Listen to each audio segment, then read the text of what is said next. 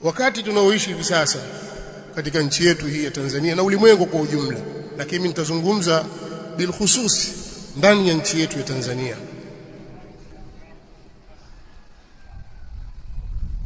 Kumekuwa na maneno ya chokochoko na lugha za kiuchochezi dhidi ya watawala au viongozi wa Kiislamu wanapokuwa madarakani katika nchi hii, hasa kutoka kwa Wakristo na Wakristo wenyewe, hususan wa Katoliki. Inawezekana wasiwe wote, lakini wengi katika viongozi wao huwa wanafanya hizi chokochoko. Sisi tuliligundua jambo hili muda mrefu, na ndiyo maana ukirejea nyuma kabisa, kabla ya matukio haya, kabla ya mwaka huu, kabla ya utawala huu, ukirudi nyuma ukifuatilia mihadhara yetu, hutuba zetu, darasa zetu na makala mbalimbali, utaona kwamba tunasimamia katika msingi wa watu kuheshimu mamlaka, kuwa na utiifu kwenye mamlaka, kwa sababu ndiyo muongozo wa mtume wetu Muhammad sallallahu alayhi wa alihi wasallam. Hii imekuwa ni agenda yetu ya muda mrefu sana, hatujawahi kubadilika, bali hata walipotokea baadhi ya Waislamu walipoonyesha ishara ya kwamba wanataka kuvunja amani kwa kupitia njia za migomo na maandamano, sisi tulikuwa dhidi yao, kwamba hii si katika njia ya dini yetu na huu si utaratibu. Kwa nini? Kwa sababu mtume wetu sallallahu alaihi wasallam ametufundisha 1, 2, 3. Tunatoa miongozo na mafunzo ya kuonyesha watu namna ya kuidai haki yao pale wanapohisi wamedhulumiwa. Mafunzo haya kutoka kwa mtume wao wanayempenda sallallahu alayhi wa alihi wasallam, na madhara ya kuyakiuka mafunzo haya. Haya ndio mafunzo yetu sisi, tumeyatoa kwa muda mrefu. Na kabla ya matukio haya ya Oktoba 29, ukirejea hutuba zetu zaidi, Eid al-Adha, kuja mfungo 3, na baada ya hapo mihadhara, khutba, ukizirejea utakuta zinalenga kwenye msingi huu, kwa sababu hayo yote ni kutaka kuilinda dini yetu na misingi yake, lakini kuleta utulivu kwenye miji yetu, kwenye nyumba zetu na makazi yetu, kwa sababu siku zote mafunzo ya mtume Muhammad sallallahu alaihi wa alihi wasallam hayawi isipokuwa ni haki. Kwa hiyo sisi ikawa kauli zetu sisi siku zote tunapozungumza ni kuwafundisha watu njia za kudai haki. Je, tutadai haki bila ya kuzingatia misingi sahihi? Njia yoyote inaweza ikatumika kudai haki, hata kama njia hiyo italeta uharibifu, hata kama njia hiyo italeta uvunjifu wa amani. Je, kila anayeona kwamba ameonewa anaweza kudai haki yake kwa namna anavyojiona yeye kivyo vyote, hata kama kutatokea uvunjifu wa amani? Je, ni haki ya nani ndiyo ambayo hiyo yatakiwa idaiwe kwa mabavu na uvunjifu wa amani, na haki ya nani yatakiwa idaiwe polepole, taratibu, bila uvunjifu wa amani? Haya tuliyafundishwa sisi, na si kweli yale yanayoenezwa kwenye mitandao ya kijamii katika kupambanisha baina ya kauli za maaskofu, wachungaji, mapadri kwa upande mmoja na kauli za mashehe kwa upande mmoja, kwamba mashehe wao siku zote wanasisitiza amani. hawazungumzii haki, lakini maaskofu wao wanazungumzia haki, kwa sababu kudai haki na haki ikipatikana ndiyo itakaozalisha amani. Kwa hiyo mashehe wao wazungumzia amani, lakini hawaizungumzii haki. Kadhib. Hayo ni maneno ya uongo, maneno ya mtu ambaye hajaelewa au anakusudia kupotosha. Sisi tunataka haki, kwa sababu Mola wetu sisi aliyetuumba ni wa haki. Dhalika bi anna Allaha huwa al-haq wa anna ma yad'una min dunihi huwa al-batil. Allah subhanahu wa ta'ala ndiye wa haki, na vyote vinavyoabudiwa kinyume chake Allah ni batil.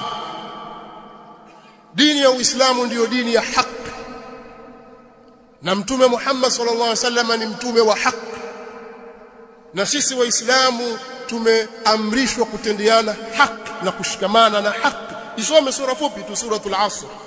Allah subhanahu wa ta'ala atangaza wazi kwamba wanadamu wote watakuwa katika hasara ila wale walioamini na wakatenda amali njema, wakahusiana kushikamana na haki, watawasau bil haq. Kwa sisi haki ni kitu kikubwa sana kwetu, lakini jambo la msingi, haki unaidai vipi? Hapo ndio kwenye matatizo. Wale wanaoitwa kwamba ni wasomi, wana PhD ngapi sijui huko, wana degree ngapi, wameshindwa kulielewa hili, kwa sababu hawana muongozo katika dini yao ya kuongoza kwenye hili. Darasa lao na shule zao hazikuwaongoza katika hili. Lakini sisi tunao muongozo kutoka kwa Mtume Muhammad sallallahu alaihi wasallam, bali dunia nzima inajua kwamba zipo njia za kudai haki. Kweli wewe umeibiwa, umeharibiwa mali yako, basi kwa sababu tu umeonewa katika hilo ndio uvunje amani? Au kumewekwa mahali pa kudai haki? Katika mambo ya kilimwengu ya kawaida tu wao wanajua. Wewe waweza kumpiga huyu mara moja, ukamchapa vibao, ukampiga ngumi, lakini unaona kwamba hapana, kweli ameninyima haki yangu, lakini ziko njia za kudai haki. Na hizo ndizo ambazo sisi tunahimiza zifuatwe. Nasallallahu lana wa lakum al-afiyah was-salam. Alhamdulillahi rabbil alamin, hamdan kathiran tayyiban mubarakan fihi, ملء السماوات وملء الأرض وملء ما بينهما وملء ما شئت من شيء بعد. أهل الثناء والمجد، أحق ما قال العبد وكلنا لك عبد. اللهم لا مانع لما أعطيت ولا معطي لما منعت ولا ينفع ذا الجد منك الجد. سبحانك اللهم لا علم لنا إلا ما علمتنا إنك أنت العليم الحكيم.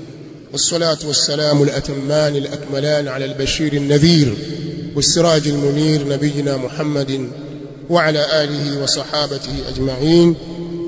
أما بعد. ndugu zangu waislamu, si kila mtu aliyekuja na lugha tamu na maneno mazuri ana nia njema. Watu wengi wenye nia mbaya hutumia maneno mazuri, maneno matamu ya kiulaghai ili kutangaza bidhaa zao, kutangaza agenda zao, ili kufika kwenye malengo yao au kufikia malengo yao mabaya. Sisi Waislamu tumeligundua hili katika nchi hii, kwamba mara nyingi wanapoingia watawala Waislamu, basi Wakristo wanakuwa hawana raha na uongozi wa yule Muislamu. Historia hiyo iko hivyo. Wanafanya mambo mengi sana, na kusudia viongozi wao wanafanya mambo mengi sana ya kuhakikisha wanamtoa katika njia ili kupitisha malengo yao. Lakini wakizungumza wazi, Waislamu nyinyi mtushtuka. Kwa hiyo wanatumia njia nyingine ya mbali ili kuwalaghai. Sasa ni wajibu juu yetu sisi kutumia mimbari kama hizi kuwatanabahisha waislamu wenzetu kwamba tusikubali kuingizwa katika mambo haya, tusikubali kuingizwa kwenye mitego hii. Leo maaskofu na mapadri, wanaharakati mbalimbali wanaodai haki za binadamu, wanahabari wa nje na ndani, wanasiasa, wanatumika katika kusukuma upande wa kuzitingisha serikali au watawala wale waislamu. Wanashirikiana katika hilo, na sisi tunalijua hili. Na kauli yao sasa hivi waliokuja nao mwaka huu au kipindi hiki cha utawala huu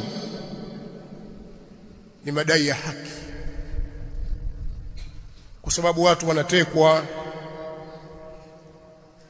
Nataka niwaulize maswali mimi, maaskofu, mapadre, wachungaji, wanasiasa na wanaharakati na waandishi wa habari na raia wa kawaida tu, katika utawala wa awamu ya 5 hakukuwa na watu waliotekwa?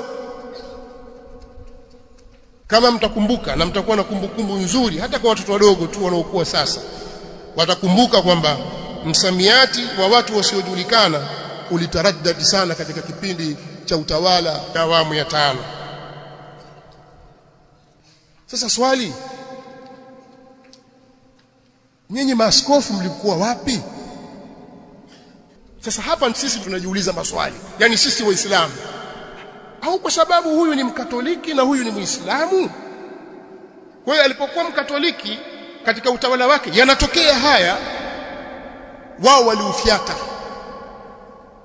wakakaa kimya, bali alipokuwa akienda kanisani ilikuwa akiombewa. Tunajiuliza maswali kwa sababu mitandao inaripoti sasa amekwenda kuswali kanisa fulani na sasa anaombewa. Ni mambo ya ripoti wenyewe, na haya matukio yalikuwa yakiendelea tena kwa kasi. Mlikuwa wapi? Hebu tufafanulieni jambo hili. Hii haki ina wakati, haki inamtazama mtu, inatazama dini za watu.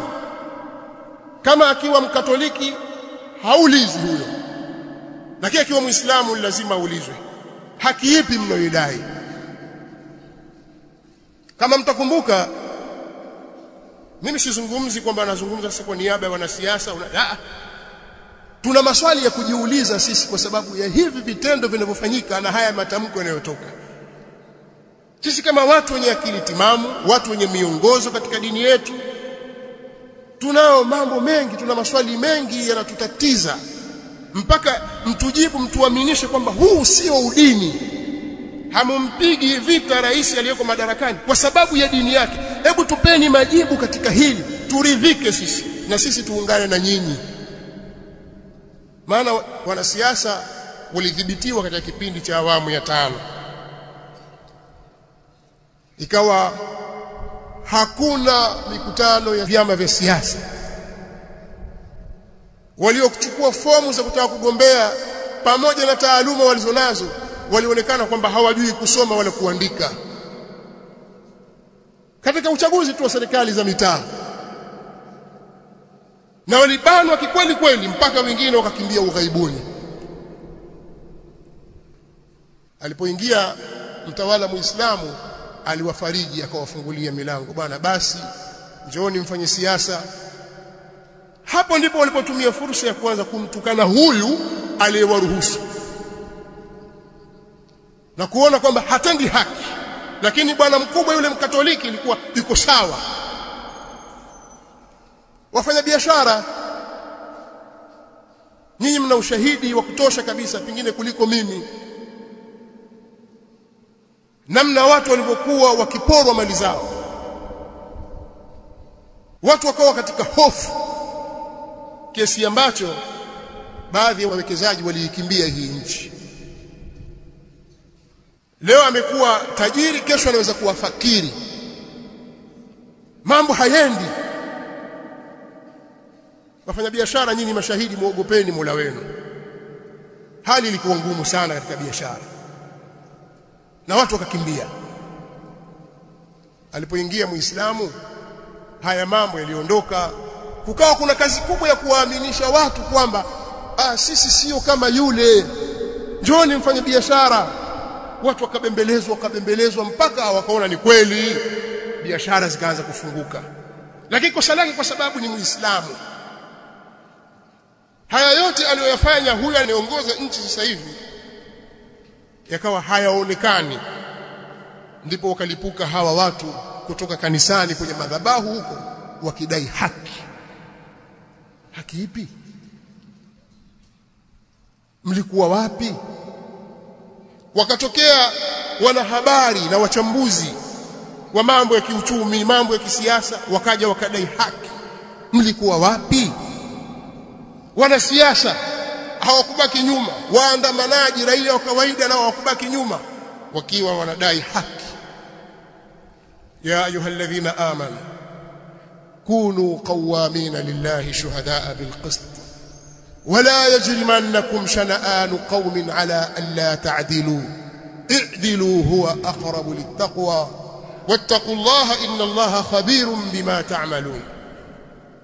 Allah subhanahu wa ta'ala katika suratul Maida sura ya 5 aya ya 8 anatuambia, enyi mlioamini nyinyi, waumini nyinyi, kuweni wasimamizi madhubuti kwa ajili ya Allah kwa kutoa ushahidi wa haki, wala kuchukiana na watu kusiwapelekeeni nyinyi kutofanya uadilifu. Kuweni waadilifu. Kweli mna chuki na Waislamu, hebu kuweni basi na uadilifu. Mbona uadilifu unawashinda? Hebu pimeni mambo wakati ule na sasa, wakati alipokuwa Mkatoliki na wakati sasa yuko Muislamu. Pimeni, wekeni uwiano hayo mambo, alafu muone haya, msiropoke tu.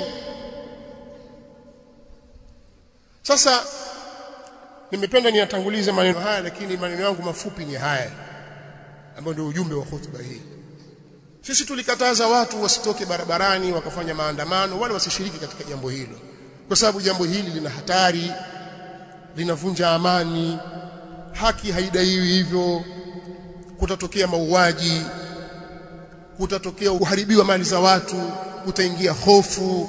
Sio kwamba alikuwa tunajua ghaib, mambo yasiyoonekana, mambo ya mbali, tunajua mambo ya kesho na kesho kutwa. Sisi hatujui ghaib, bali ile miongozo tunayosoma ndiyo inatuelekeza kwamba pakitokea hivi kutakuwa na hili. Na kweli yale sisi tulikuwa tukiwatahadharisha watu wasifanye, kwa sababu madhara yake ni 1, 2, 3. Watu waliyafanya, wakatuona sisi tunatumika vibaya, sisi ni vibaraka. Kwa hiyo acha tuingie barabarani tudai haki yetu, na wengine tunataka nchi yetu. Swali, nchi mliipata? Hawakuipata nchi. Kilichotokea ni nini?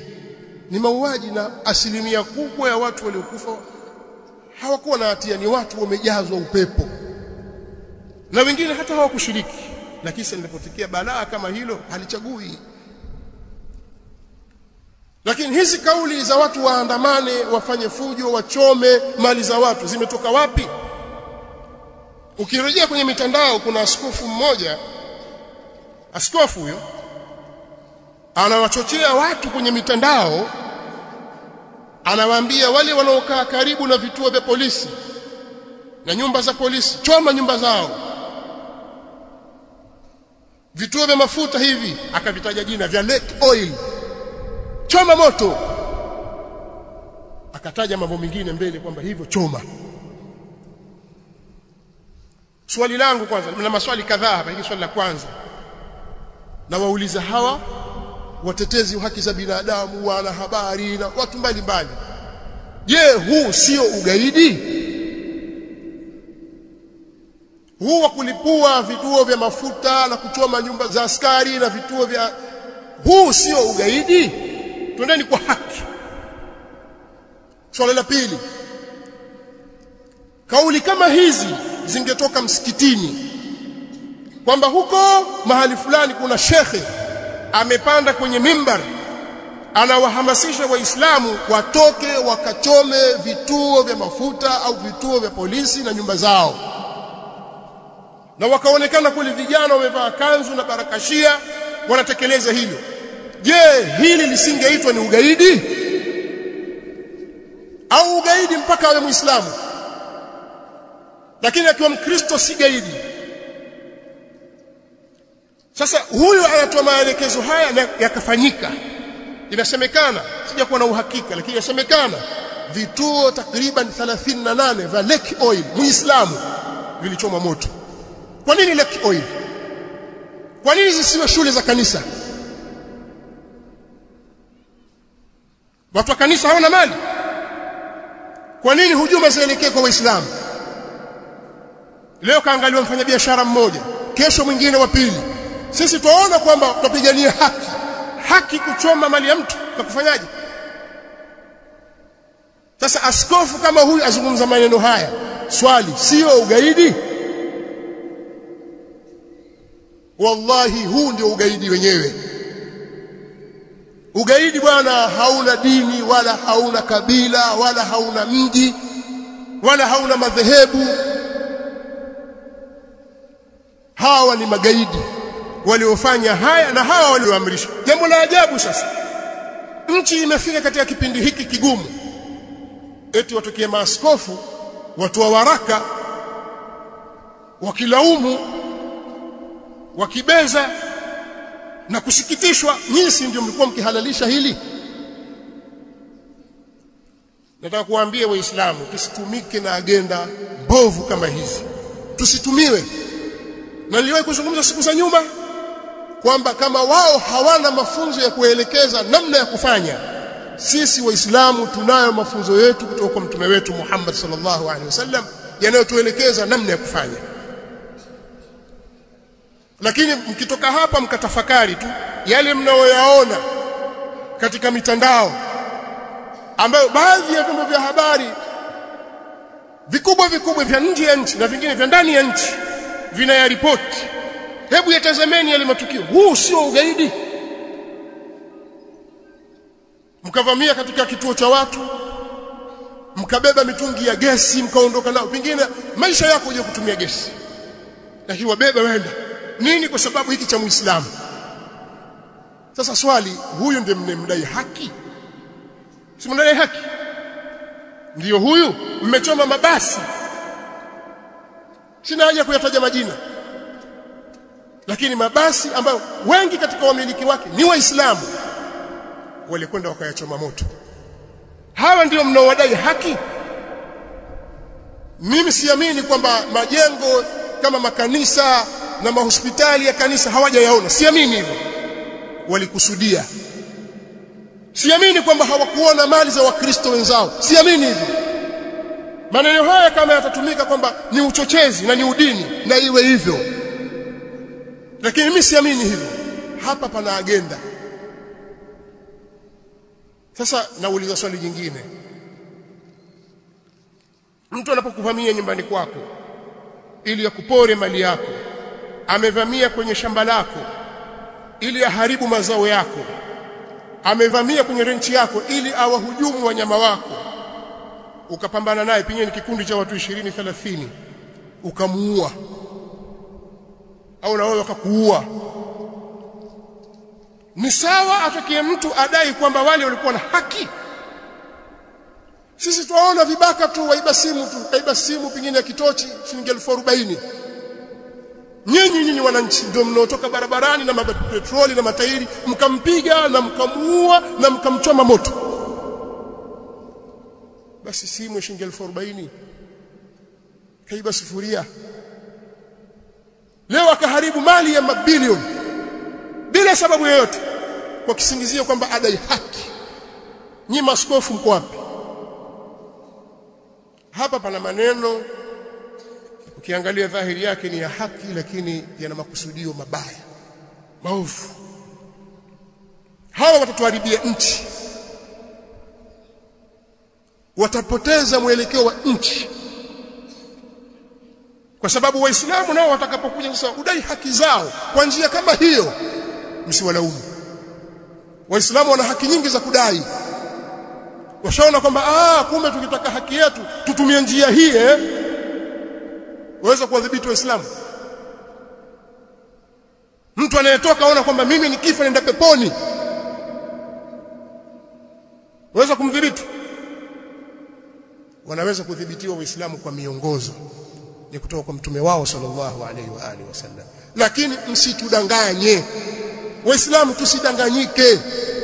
Hizi hali hakuna kitu kingine. Katika hutuba moja nilitoa kwamba kuna sababu zinazopelekea mambo haya, labda ukabila, labda hivi, lakini kataja udini.